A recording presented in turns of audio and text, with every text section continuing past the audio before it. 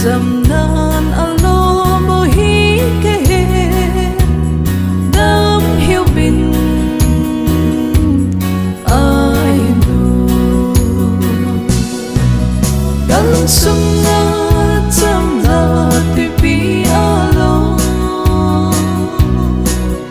kavel ahin sina Twipi alou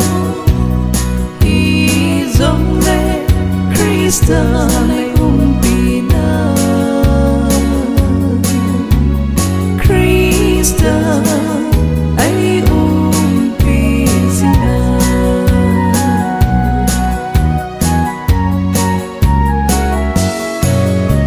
kahil Gimgenthei Pakai cây neilhen na Keima Jesu nung kajui Keima kichat lâu heuvin umpi cây olmo lâu Aman umpi na Kalung sunga Chamna Twipi alou kavel ahin sina Twipi alou hijong christan umpi na christan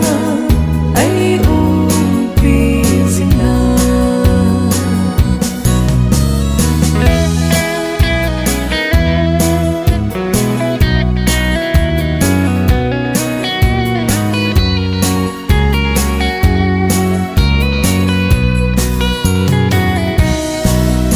Gimgenthei tinchang noiya lenghi hijong Pakai gì này quy lung tê đinh nắng to ca ròn không lai xia Keima olmo na lâu tinh